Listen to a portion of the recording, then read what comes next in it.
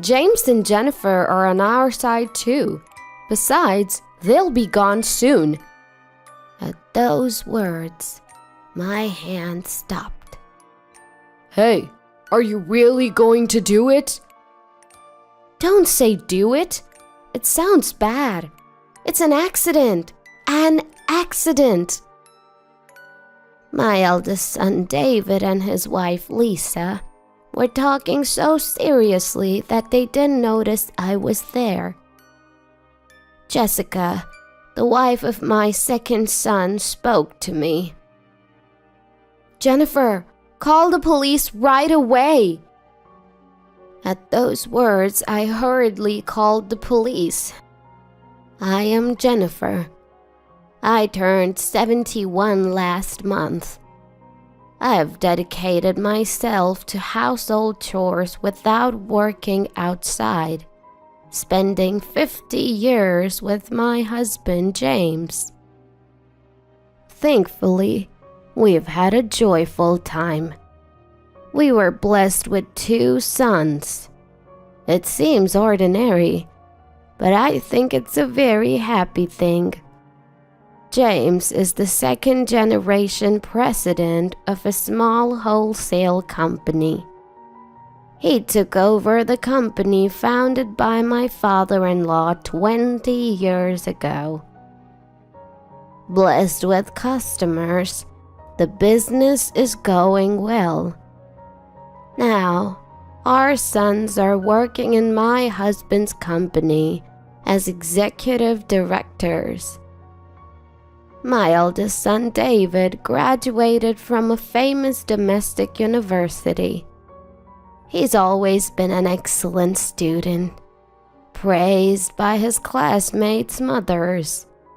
I was proud every time I attended a class observation. He studied hard even after going to college and graduated as valedictorian. Then he joined our company, where my father-in-law was president at the time. I was worried that he was too serious and didn't know how to interact with women, and his relationships with women were a complete failure. But 10 years ago, he brought home a beautiful woman 1 year younger than him. From what I had heard, she didn't seem to come from a wealthy family, but she always smiled at me and gave me gifts on birthdays. Living nearby, she often brought me food, saying, "Jennifer, I made too much." I found her to be a kind, thoughtful, and intelligent woman. They didn't have children, but I loved David and his wife very much. The problem was my second son. My second son, Daniel, was not as good at studying as David, but he seemed popular with girls, and during his college years, he was always with different girls. He barely graduated, and instead of joining my husband's company, he rebelled and joined a general company. There he met Jessica, a woman of the same age, and married her. Jessica, unlike Lisa, was unfriendly and kept our relationship to a minimum.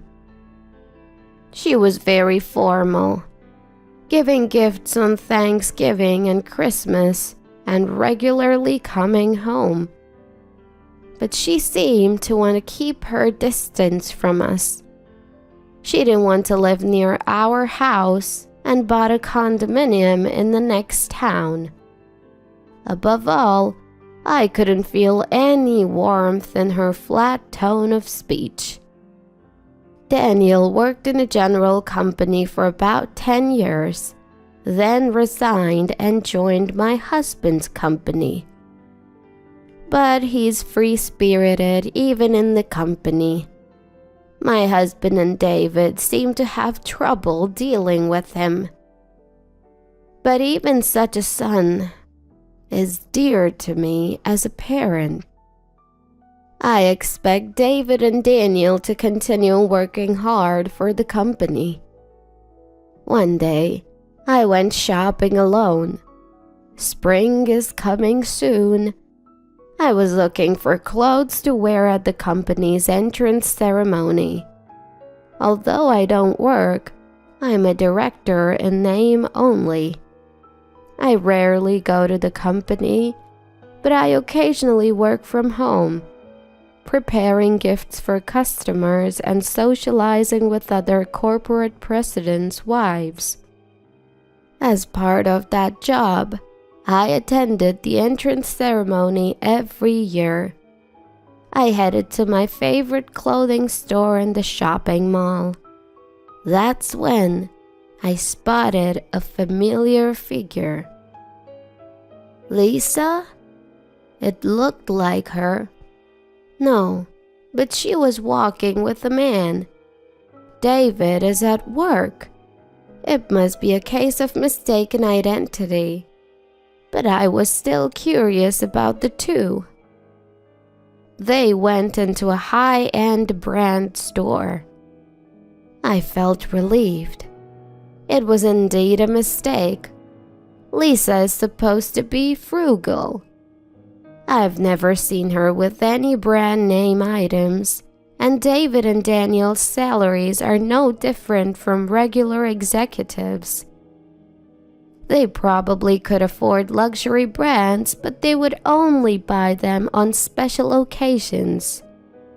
David wouldn't say it, but Daniel often complained to my husband. The salary is too low. I can't buy anything. I should have changed jobs.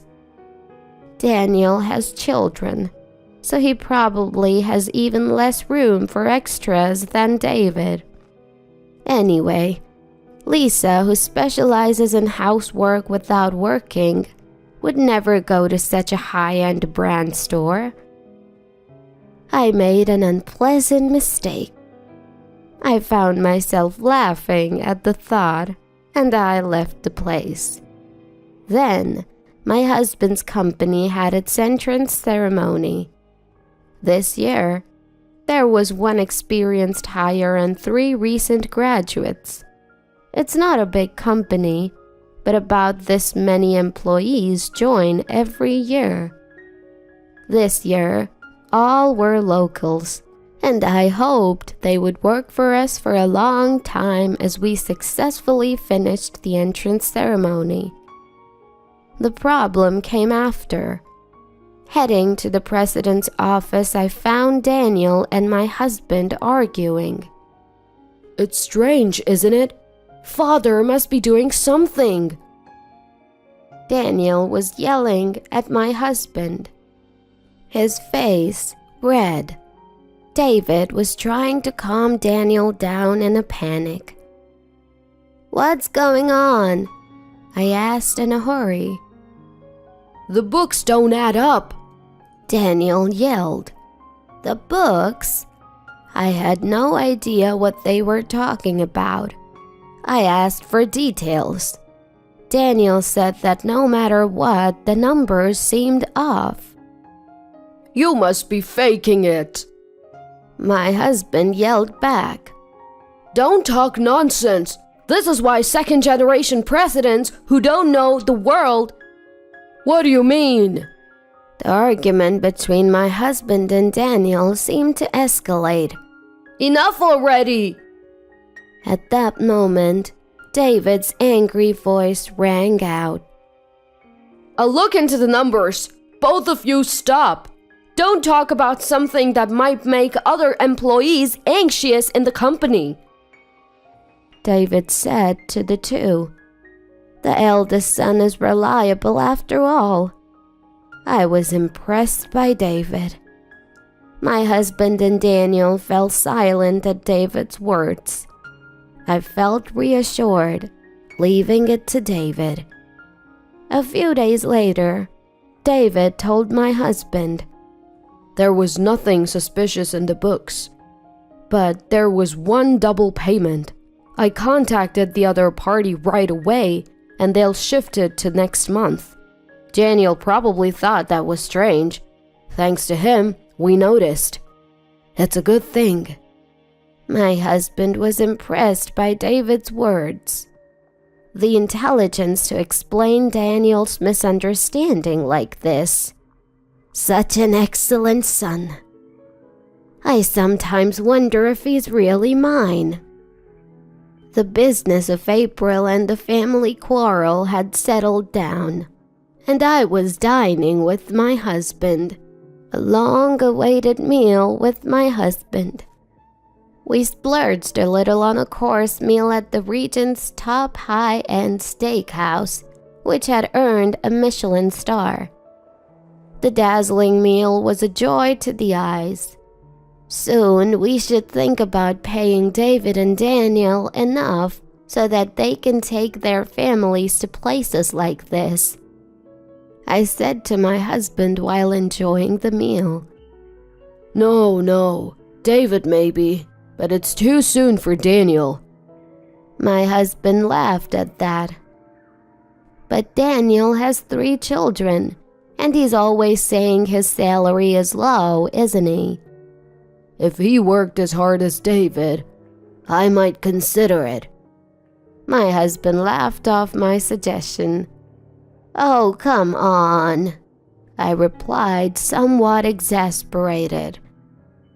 We had all the courses and our stomachs were getting full. "I'll bring the dessert now," said the waiter, taking our drink order and stepping back. My husband was content, sipping his coffee. "Oh, a call. I'll be right back." "The dessert will be here soon, so hurry back." My husband checked his mobile phone and stood up. Left alone in the room, I sipped my coffee. A quiet atmosphere. I couldn't help but hear voices from the next room. "So you see," that voice was louder. At the same time, it seemed like a voice I had heard before. "Calm down, we're just saying we'll watch the situation for now." It was my eldest son, David. The previous voice must have been Lisa. Were they here for an anniversary or something? I was delighted to realize that the two were coincidentally in the next room. When my husband returned, we would go say hello. They would be surprised to see us here. I quietly waited for my husband. I didn't intend to eavesdrop, but I could hear the familiar voices of the two quite well. "What are you going to do by watching? I don't think Daniel would notice either." No, their voices were quite loud. Fortunately, this room was the second from the back. The voices of David and Lisa and the farthest room should only reach here. It's good that it's us, but it would have been a nuisance to others. I thought I should warn them. However, what followed was not a matter of warning. "It'll be fine. James and Jennifer are on our side. Besides, they'll be gone soon anyway." At those words, my hand stopped. "Hey, are we really doing this?" "Don't say doing. It sounds bad. It's an accident. An accident." The two were talking so seriously that they didn't realize I was here, or that their voices could be heard in the next room. "First of all, the money. You can deceive more, right?" "Last time I said it was a double payment, and they believed me. But what should I say if Daniel catches on this time?" I looked up, frozen. I didn't want to think about it. David had always been serious, but hearing this conversation, I turned pale. I was sure. The cause of the argument between Daniel and my husband after the entrance ceremony. It was these two. They were embezzling the company's money. I called my husband with trembling hands, but he didn't answer. Perhaps the call was taking too long. Someone I could rely on, I thought, and dialed my mobile phone again. Hello? That person answered immediately. "Daniel, where are you? Come here right away." My second son, Daniel. He must have noticed my panic. He said he would come right away and hung up. Within 5 minutes, my husband arrived with Daniel and his wife, Jessica. He had met my husband outside, and he must have told him that I had called. Jennifer, what's going on? Daniel said you called him. I silenced my husband's words with a shh and a finger to my lips. The ice cream dessert that had arrived while my husband was on the phone was already starting to melt. I quietly pointed to the next room. The three exchanged glances. They quietly sat down and focused on the voices coming from the next room. While my husband was away, I had been listening to the terrifying conversation next door alone. And even as time passed, the two continued their conversation. Only when the waiter brought food did the conversation pause. And then it started again. I felt sick at being betrayed by David and the content of that betrayal. "Lisa?" Jessica whispered. The voices from next door were audible, and my husband Daniel and Jessica must have realized who was there. "So, daffodils, you know? There are accidents where people mistake them for vegetables and eat them." Lisa's voice could be heard. The three probably didn't understand the content yet. "At least there will be a hospital stay for a while. If we're lucky, a funeral. So, make sure the embezzlement doesn't get discovered until then." Daniel let out a small, "What?" "So if that is the case, we can wait and see, right?" David's voice was also heard. It was the same conversation over and over. "No, we can't stop the money." At Lisa's voice, David said, "If they find out, they won't hand over the company to me." "It's impossible. There's no way they'll find out. Or rather, before they do, right?" The conversation must have seemed serious. Jessica quickly activated the voice recorder on her mobile phone. My husband said nothing. Silent. Daniel was trembling with anger. "Before they find out, daffodils. So that's why they were planted in the garden." "Yes, that's right. I've been bringing in my cooking, and they seem to like it. So even if it tastes a little off, they'll eat it, saying, 'Oh, I messed up.'" I understood the two's plan and their hidden faces. "What should we do? We need to feed them plenty. How much insurance money do you think they have?" Lisa's cheerful voice was followed by loud laughter. "Knowing father, he's got a lot on it. Finally, I'll be the president. It was worth obeying them all this time." David's triumphant voice.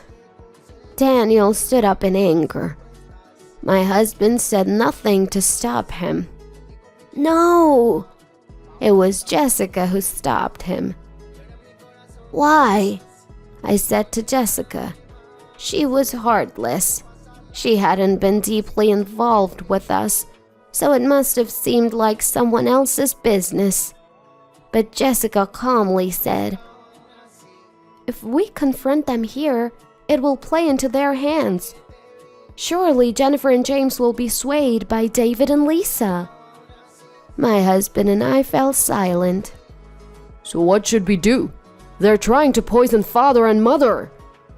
Daniel said. To that, Jessica replied, "It's okay. We have evidence. So, Jennifer, please call the police right away." "Huh?" I flinched at those words. Wasn't calling the police going too far? This is outright embezzlement, and they're trying to put those two in danger. It's a crime. If we leave it like this, Jennifer and James will be at the mercy of those two. But Jessica's words made me realize, that's right, if we continue like this. The thought sent shivers down my spine. I hurriedly called the police. Jessica explained the situation to the waiter, asking them to slow down the service to the two and make sure they didn't escape. And she also apologized for the inconvenience. If she hadn't been there, Daniel and my husband, with their heads hot with anger, would have stormed next door, and I, drained of all energy, would have forgiven the two without doing anything. After a while, we heard the sirens of police cars. Hearing that, Jessica went outside to guide the police.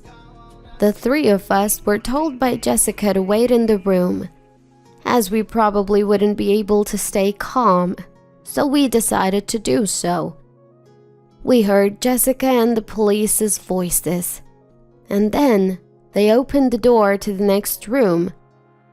What is this?" Lisa's voice was heard. "Jessica?" And the two seemed to have noticed Jessica. "David, Lisa, I've heard your conversation. I thought it necessary, so I called the police. Let's talk at the police station so we don't cause trouble for the restaurant." Jessica's calm voice had never sounded so reliable. "What are you talking about? We were just having a normal conversation." "Yeah, what will James and Jennifer say when they find out about this?" The two probably thought Jessica did this on her own. They mentioned our names and resisted loudly. "You're trying to frame David by calling the police because Daniel can't become president? Don't take it out on us." Lisa said that. Hearing those words from next door, my husband stood up. "Father." Daniel looked at my husband. The battle was still going on in the next room. "For now, let's move." Jessica's voice. Following that, "Can we ask you to come voluntarily?" the police officer asked the two. "Voluntarily? No, I'm not going. I haven't done anything wrong." Lisa said that. "Yeah, that's right. There's no need to go." David's voice was also heard. "Is that so? I thought you might have an excuse. Well, we're going to the police station now to submit a report. Shall we go?" Jessica said that. She must have spoken to the police officer. The two didn't seem to feel any remorse. We had to go to the police station ourselves, so we stood up. I stumbled a bit. Daniel supported me. "Mother, are you okay?" "Yes." Daniel had become quite reliable, though. He had been through a lot. We left the room. In the hallway were police officers, probably calling out to the next room. David and Lisa must have been in the back. "Mother, are you there?" David shouted as if he could hear us, probably having just realized we were there. His voice sounded frantic. "If you want to make excuses, I think you should come with us. Next, the police will come with an arrest warrant to pick you two up." Jessica calmly said that. The two seemed to have stood up at her words. I had completely forgotten about it in shock, but Jessica had taken care of the bill. And so, David and Lisa were taken to the police station in a police car. We followed them in our car. When we arrived at the police station, David and Lisa, who had arrived earlier, seemed to be appealing to the police, saying things like, "It's a misunderstanding," and "It's Jessica's mistake." we could hear them from outside the room. Another officer guided us to a separate room. There, I told everything I had heard earlier about embezzling the company's money and about preparing daffodils to feed us. As I spoke, I became frustrated and started to cry. The officer was considerate of me. My husband also embraced my shoulder. "Regarding the company's loss, please investigate in detail tomorrow and submit a report summarizing the embezzlement and the amount of damage," the officer said. Daniel responded to the officer's words. "I can't forgive them for trying to endanger our parents more than anything else," Jessica stated clearly. I was happy that she was so angry for us. The officer said that since they hadn't actually acted, they couldn't be arrested for attempted crimes. However, it seems they could be arrested for a preparatory offense after listening to the conversation between the two that Jessica had recorded. They had actually prepared daffodils as poison and had been providing us with food to lower our guard. The photos I had taken of Lisa's cooking would also be evidence. I hadn't taken them with that intention, but I thought it was surprising how they came in handy. As I talked to the officer and listened to Jessica's voice, my sadness turned into bubbling anger. They must be arrested and made to reflect. But more than that, the feeling of being betrayed by my eldest son, whom I had raised with care, and his wife, whom I had adored, grew stronger. I thought they should see hell. I was scared of myself for thinking that. As a parent, I might be disqualified for thinking that way.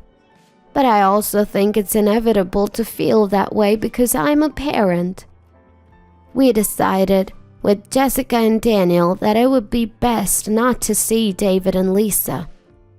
My husband, who was completely angry, didn't want to see them in the first place, and I might forgive them if I saw their faces.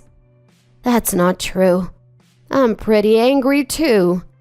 But it was also true that I might forgive them if they apologized.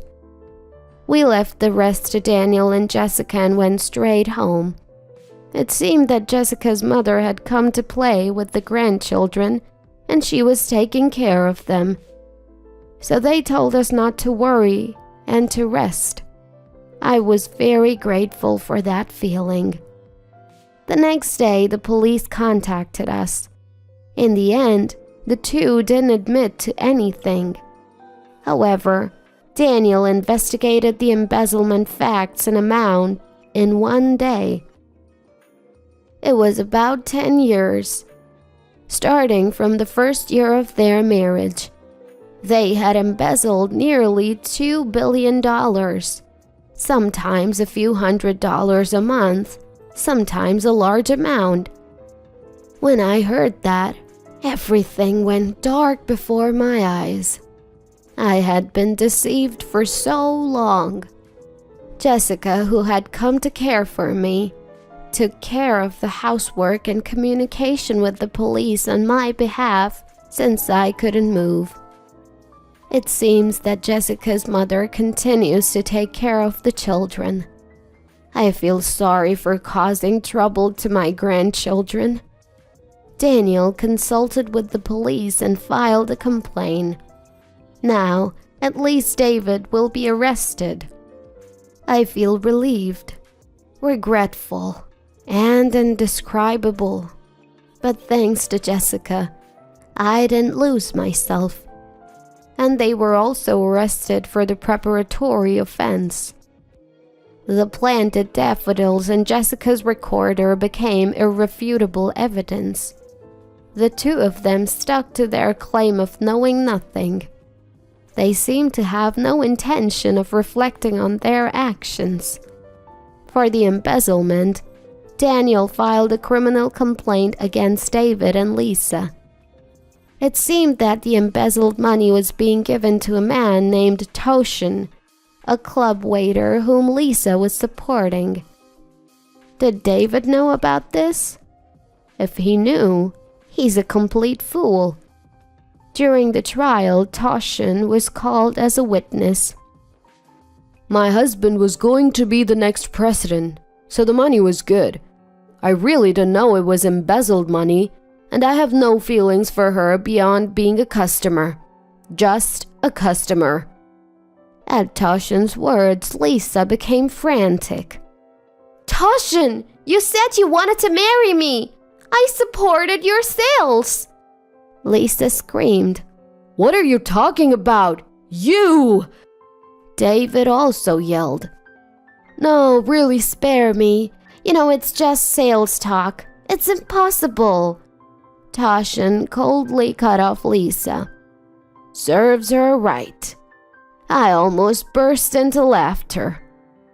From this, it seems David didn't know. Apparently, he had been sending the money to his not-so-wealthy family. Caught by a foolish woman. It's a real shame. In the end, both were found guilty. As for Lisa, she was even rejected by her beloved Toshin in front of everyone. Jessica and Daniel laughed loudly when the trial was over. It really served them right. I probably saw Lisa with luxury brands before, and the man next to her was Toshin. I should have noticed at the time, but well, it turned out fine in the end. And the two were also indicted for the preparatory offense. With all the evidence in place, none of their excuses were accepted. Naturally, they were found guilty. Although they were given a suspended sentence for this matter, they received a prison sentence for embezzlement, so they will be in prison for a while. David cried and apologized to me, but I had no intention of forgiving him. He was fired from the company.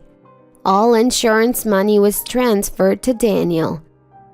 My husband clearly stated that he would make Daniel his successor. David, now unemployed, divorced Lisa. It's really good that he broke ties with such a woman. I don't want to be involved with David anymore, but the blood connection cannot be severed. The police also told us to support him so that he doesn't make the same mistake. But David is an adult, and that woman is gone. He will surely manage to live on his own without relying on his aging parents. Trust doesn't return so easily. I probably won't be able to trust David until I die. After that, Daniel firmly took over my husband's work as a successor. I was truly helped by Jessica. Without her, this matter would not have been resolved. I went to Jessica's house with a thank you gift. Grandma! My grandchildren ran towards me, looking happy. Jessica saying, "Sorry for the mess," guided me to the living room. There's some distance, so I hadn't visited Daniel's house in a while. Coming after a long time, it was so neatly arranged that I couldn't think of it as messy. And I was very pleased to see a framed photo of my 3 grandchildren, my husband, and me that we had taken some time. Jessica, thank you so much for everything. I expressed my deep gratitude. No, I've only done what's natural. Jessica said calmly as always. Actually, I used to be uncomfortable with Jessica. You didn't try to get close to our house, did you? So, I muttered softly. I knew you felt that way, but that's okay, Jessica said. I think of you too as Daniel's parents, and I truly cherish you. If I let my emotions get involved, it might lead to unpleasant feelings, so I thought it was important to keep some distance, to cherish you both. I was deeply impressed by her words. Lisa was always trying to flatter me, and I was deceived by her and doted on her. But I was really foolish not to have noticed Jessica's feelings for us. Grandma, look! A present! My young grandchild Sarah said, handing me a clay craft. Before Grandma came, Mom and I made it. When I said I wanted to make a present for Grandma, she taught me how. The small clay piece was misshapen and couldn't be called skillful, but I found the clay very dear. Oh, Sarah, thank you. Grandma is so happy. I'll treasure it. My words made my grandchild happy too. I'm glad Daniel married Jessica. My grandchildren and Daniel will be fine with her around. Jessica, thank you so much. I'm counting on you from now on. My grandchild, looking at me curiously as I spoke, smiled along with me.